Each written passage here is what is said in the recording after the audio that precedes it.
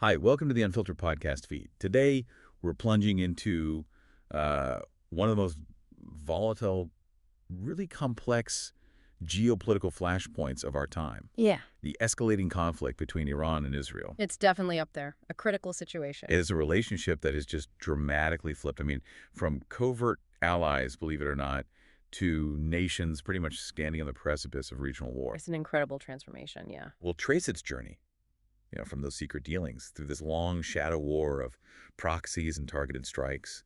And we'll even peer into let's say, a chilling hypothetical future scenario, just to understand what a full-blown conflict could actually look like. And why it could happen. Exactly. Our mission in this deep dive is basically to guide you step by step through the conflict's surprising roots, its dangerous progression, and ultimately to ask, what would it really take to pull back from the brink? It's a critical subject, and I think what's particularly illuminating here isn't just the shift itself, but the really profound underlying forces driving it. We aim to lay out this complex story in a clear, kind of digestible way, helping you grasp the core dynamics without getting, lost in all the details. Okay, let's start with that surprising history then, because looking at Iran and Israel today, I mean, it feels like they've always been sworn enemies. Always. It does feel that way now, absolutely. But if you rewind the clock, say before 1979, you find this really counterintuitive fact. Iran, under the Shah, Mohammad Reza Pahlavi, actually had these quite significant, though covert ties with Israel. How did that even work? It's a fascinating bit of history, often missed. Before the Islamic Revolution, both nations saw common threats that kind of overrode any ideological differences they might have had. Like what kind of threats? Well, they were both wary of rising Arab nationalism, Nasserism and similar movements, which threatened the existing monarchies and regional power structures. Plus, there was the bigger Cold War context, the concern about Soviet expansionism in the Middle East. So pragmatism really dictated their alignment. Pragmatism. Makes sense. And this wasn't just some vague understanding. Iran, famously, sold oil to Israel when many others wouldn't. And in return, Israel provided really crucial training to Iran's intelligence service. Right, so it was actual strategic cooperation. Oh, yeah, a strategic, self-interested partnership against shared dangers they both perceived. And then, boom, 1979, that pragmatic alliance just shatters. Ayatollah Khomeini takes power, and overnight, it seems the relationship with Israel undergoes this massive ideological shift. Precisely. The Islamic Revolution wasn't just a government change, it was a complete ideological rewrite. It fundamentally reshaped Iran's entire view of the world and its foreign policy. Under Khomeini, Israel was immediately labeled the Zionist regime, seen as an illegitimate entity. All ties, diplomatic, economic, everything were severed. Just like that. Just like that. The new revolutionary government explicitly committed itself to supporting the Palestinian cause. It positioned Iran as the center of, quote, resistance against Western influence and, very specifically, against Israel. This wasn't just, politics. It laid the ideological foundation for the deep mutual paranoia that really defines the conflict even now. So, okay, direct war is off the table. Probably too risky given Israel's military strength, especially back then. Iran needed a different way. Right. And they developed what many people call a brilliant, maybe, but definitely dangerous strategy, building this huge network of non-state actors. Their axis of resistance. This network is really a testament to Iran's strategic thinking, its asymmetric approach. It lets them project power, exert pressure across the whole region without actually engaging Israel directly in a conventional fight. Because that direct fight would carry just immense, probably unacceptable risks for both sides. So who are the main players in this axis? Well, the key ones you hear about are Hezbollah in Lebanon, probably the most powerful.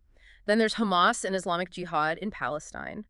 The Houthis down in Yemen have become increasingly prominent, and various Shia militias operating in Iraq and Syria. It's quite a network. It is. And it's not just about avoiding direct war. It's about using asymmetrical warfare, using these non-state groups to create this sort of diffuse, often deniable, and pretty cost-effective threat that conventional armies find really hard to counter effectively. It's like an encircling strategy, keeping Israel defensive on multiple fronts. And Israel, of course, didn't just sit there and watch this happen. Their counter strategy involved targeted, often secret operations. Basically, a long-running shadow war. Exactly. Israel's response has been this highly calibrated campaign, mostly operating below the threshold of, open declared war. We've seen numerous examples. targeted assassinations, especially of figures linked to the nuclear program or proxy groups, sophisticated cyber attacks, like the famous Stuxnet virus. Yes, Stuxnet, that was huge. Huge. A piece of malware that physically damaged Iranian centrifuges. And then there are the frequent precision airstrikes, particularly in Syria, hitting weapons convoys suspected of heading to groups like Hezbollah. It's this complex dance played out in the shadows where each side is constantly testing the other's limits, their red lines, without wanting to cross into all-out war. Yeah. Until recently, anyway. And we saw some really intense flashpoints flare up from this shadow war. The 2006 Israel-Hezbollah war, for instance, it went on for over a month. Right. And from Iran's viewpoint, the fact that Hezbollah was still standing at the end, that actually validated their whole proxy model, didn't it? It absolutely did. Despite Israel's massive military response, Hezbollah wasn't destroyed. It demonstrated the resilience, the strategic value of these proxy forces, and that really cemented Iran's commitment to that strategy. Then, through the 2010s, the tension just kept simmering.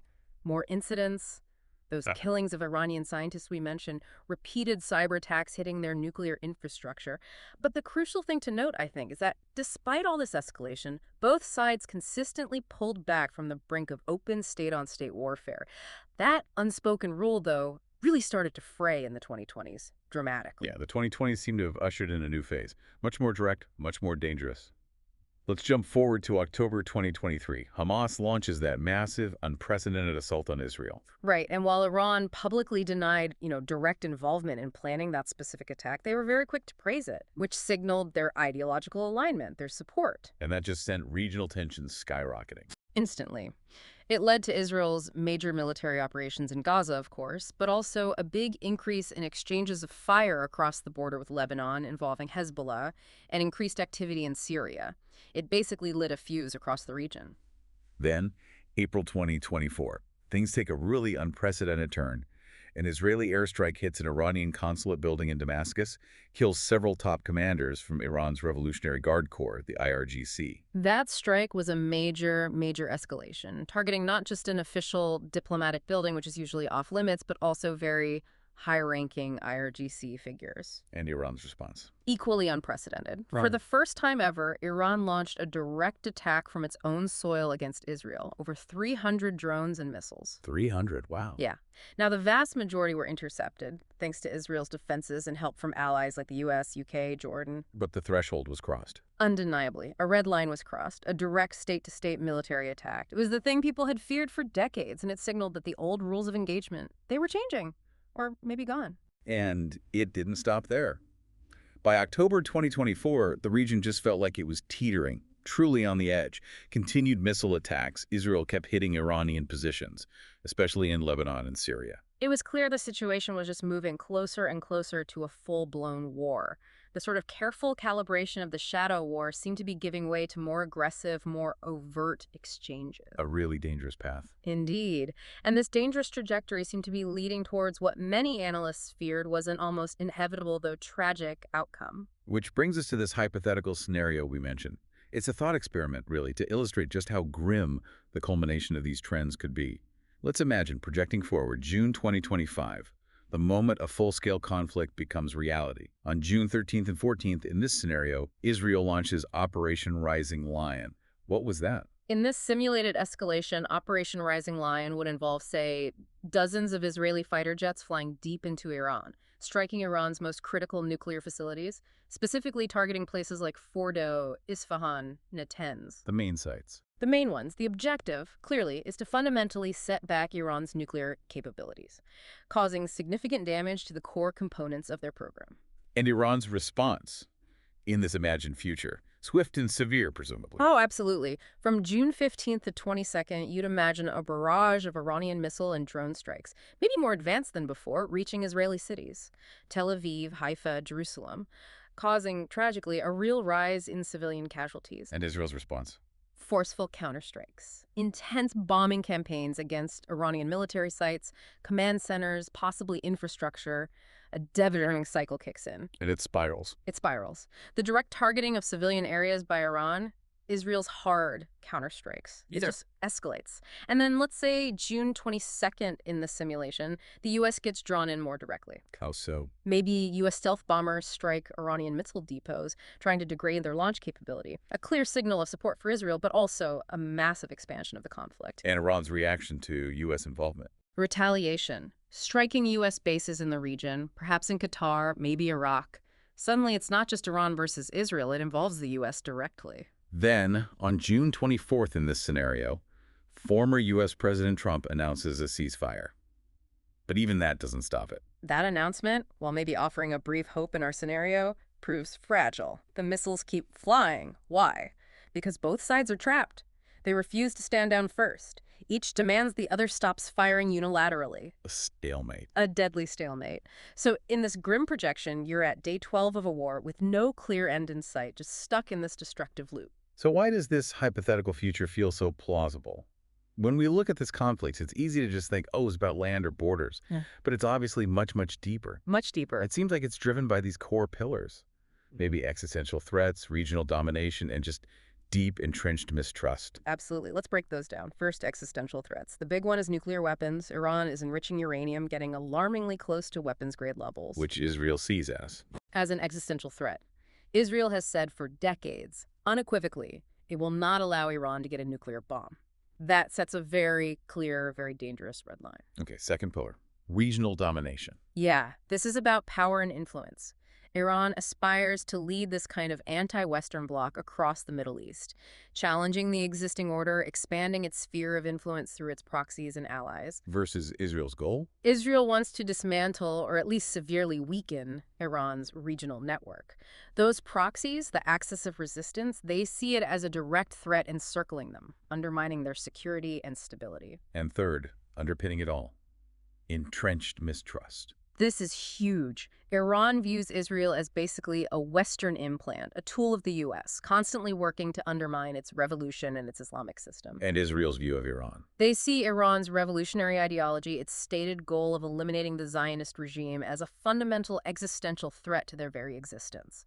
This mutual paranoia, it just fuels a constant cycle of suspicion, worst-case scenario thinking, and preemptive actions. And as we saw in that hypothetical, and as we see in reality, the ultimate price is always paid by civilians, isn't it? From Beirut to Beersheba, Gaza to Tehran, ordinary people caught in the crossfire. It's the tragic constant. These big geopolitical struggles fueled by power, ideology, fear, they always inflict a devastating human cost that ripples way beyond the leaders making the decisions. Which leads us to the absolutely crucial question. What would it actually take to stop this? Given how deep the roots go and how real the current escalation is there an unbiased path towards peace? What are the practical steps for de-escalation? Look, there are definitely clear, actionable pathways, even if implementing them is incredibly difficult politically. First, you need a real, verifiable ceasefire. Not just words, not just announcements. Monitored how? It would need rigorous monitoring, probably by neutral states, maybe countries like Norway or Oman, someone trusted by both sides to ensure compliance. That's step one. Okay, what else? Second, a revival of comprehensive diplomacy. And this can't just be about the nuclear file anymore. It has to broaden out to regional de-escalation. You need to involve not just Iran and Israel, but the key Gulf states, the U.S., create a framework for wider regional stability. Makes sense. What about incentives? Right. Third, maybe some kind of pragmatic sanctions for restraint deal. The idea would be Iran agrees to significantly limit its uranium enrichment, maybe verifiably reduces arms flows to proxy groups. In return, it gets phased relief from those crippling economic sanctions.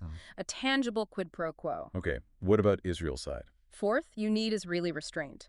That means likely stopping targeted killings abroad, which are major points of escalation, and crucially, committing to serious good faith engagement on the Palestinian issue. Because that's still a core issue. It absolutely is. Right. It remains a central point of contention, a constant source of instability that fuels Iran's narrative of resistance.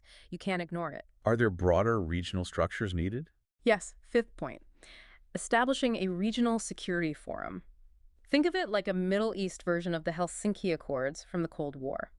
A multilateral platform where all the regional players can actually talk about common challenges. Water scarcity, energy, counterterrorism, mutual security concerns.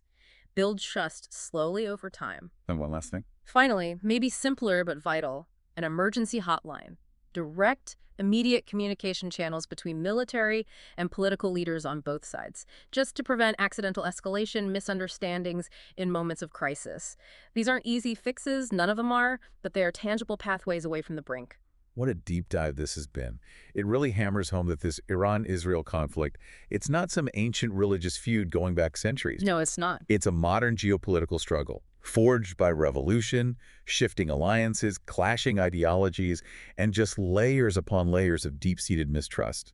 And as our hypothetical, unfortunately, illustrated, the stakes just couldn't be higher. And if you pull back and look at the bigger picture, it really underscores a vital truth.